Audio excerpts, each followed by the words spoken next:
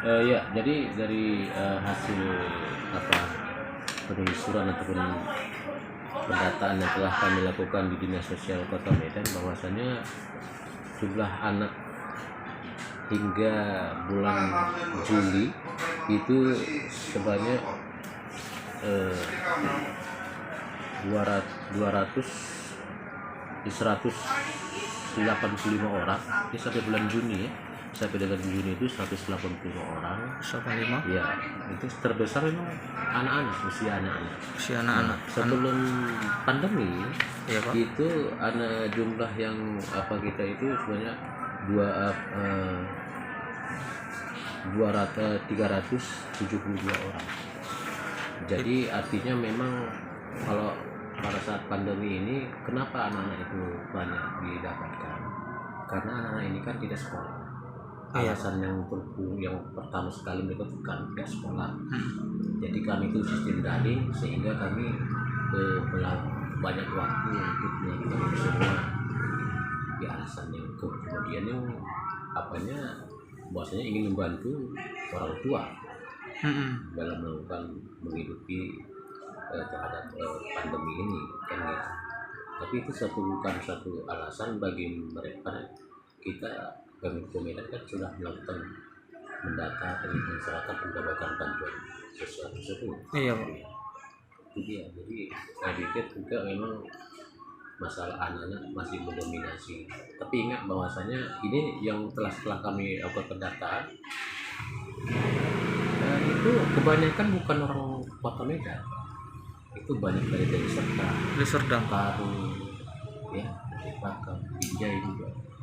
Oh, berarti kebanyakan bukan melulu warga di luar Kota Medan, iya, tapi pekerjaannya di sini gitu, Pak. Iya, karena boleh jadi di Medan sebagai ibu kota provinsi, sebagai ada semacam menjanjikan bagi mereka untuk mendapatkan uang yang lebih dibandingkan mereka. Nah, itu Pak, walaupun bukan warga Medan, tapi tetap diurus Pak ya sama Dinas Sosial Medan, Ya, Pak. tetap dong. Tetap ya. Jadi istilahnya kan kalau kita hambatan kita kalau setelah melakukan satu pembinaan, Dinas Sosial kan melakukan satu pembinaan. Ya kan, kita tidak apalagi kita mempunyai peraturan daerah nomor 6 tahun 2002 tentang larangan melakukan gelandangan. Jadi kita itu melakukan rehabilitasi terhadap mereka untuk ke panti. Tapi memang walaupun jalan terbaik untuk anak-anak adalah di dalam keluarga sendiri. Ini kita tidak bisa paksakan. Tapi kita akan pada prinsipnya membantu melakukan rehabilitasi pada anak tersebut. Jadi tidak ada anak-anak berkeliaran di jalan. Samping itu mengganggu estetika, dan juga kita punya payung hukum terhadap perangkat tersebut yang mau tidak mau dipatuhi. Berarti mayoritas alasannya karena sekolah daring Pak ya, jadi lebih banyak waktu di luar gitu Pak ya. Jadi kemudian membantu orang tua dan sebagainya. Nah ini Pak, kebanyakan anak-anak ini yang masih mempunyai keluarga atau sudah yatim piatu Pak? Nah ini kadang-kadang yang kita menjadi persoalan kita, bahwasanya kebanyakan mereka itu mengaku tidak punya keluarga, tapi ketika kita hadapkan dengan persoalan untuk dibawa ke panti, mereka nggak mau. Kan, nah, memang kebanyakan ada juga lah keluarganya ada. Kita panggil ke Dinsos, keluarganya itu tadi, bahwasanya kita berharap bahwasanya tidak terulang kembali. Jangan memberikan ataupun membawa anak-anak ke jalanan. Jangan memberikan izin bagi anak-anak untuk melakukan tindakan yang melanggar hukum, minta di jalan. Kita harapkan kepada mereka untuk bisa menjaga anak-anak tersebut, Pak, tidak terjerat, tidak terperangkap dengan hukum. Pak, tadi data yang di tahun 2020 Pak itu sampai Desember Pak ya? Desember. Oh, sementara yang di 2021 ini sampai Juni tadi Pak ya? Sampai Juni. Kalau hitungannya sampai Juni tahun 2020 Pak, itu sekitar berapa Pak? Hitungannya data anak terlantar itu yang hitungannya sampai bulan Juni tahun 2020 Pak? Ya, Juni 2020. Iya, kira-kira lebih besar mana Pak dengan hitungan Juni tahun 2021 ini Pak? Belum kita secara garis besarnya belum, tapi saya pikir tidak berimbang itu. Seperti itu, karena masalah anak, masalah mengeksploitasi anak, kita kan bicara kalau anak di jalanan atau anak yang dibawa di jalanan, kita bicara masalah eksploitasi. Iya. Masyarakat lebih antusias membantu kalau anak itu dibawa oleh orang tuanya di jalan, sehingga ada mereka itu upaya untuk memberikan bantuan ya kan kepada anak di jalan. Ini satu hal yang masih berlaku bagi mereka untuk bisa memberikan bantuan kepada anak-anak di jalan tersebut. Tapi memang ada peningkatan Pak ya untuk selama pandemi ini Pak. Ya, terlantar. Peningkatan sedikit adalah peningkatan sedikit. Karena sekolah daring itu Pak ya. Ya, karena sekolah daring itu tadi, sehingga ada waktu mereka itu untuk biasanya kan kalau sekolah mereka itu kan sore udah pulang, Iya. sore baru pulang.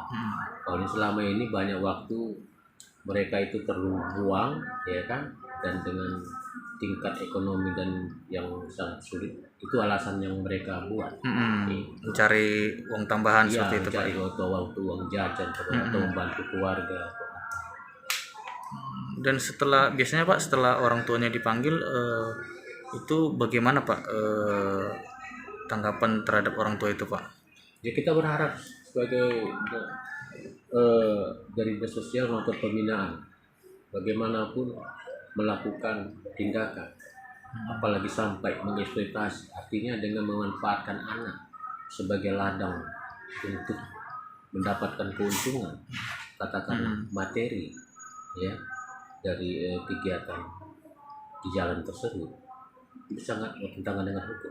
Kita punya negara hukum, tentang perlindungan hukum. Itu nggak sedikit itu hukumannya bagi yang melakukan eksploitasi terhadap anak. Di samping itu juga pemerintah Kota Medan telah memiliki peraturan daerah nomor 6 tentang larangan melakukan tindakan pengurusan di jalan. Berarti biasanya Pak yang masih ada orang tuanya dikembalikan ke keluarganya, dan yang nggak ada orang tuanya lagi di panti asuhan Pak ya diurus ya. Kita arahkan ke panti-panti yang ada di Sumatera Utara. Tapi persoalannya Pak, kalau panti-panti ini rata-rata sudah over kapasitas. Dan itu dari provinsi pun. Jadi kita cukup berkoordinasi dengan sosial provinsi untuk bisa. Tapi rata-rata memang mereka itu over kapasitas. Baik itu yang ada di Kota Binjai ya, kemudian yang ada di Sibolga ada juga.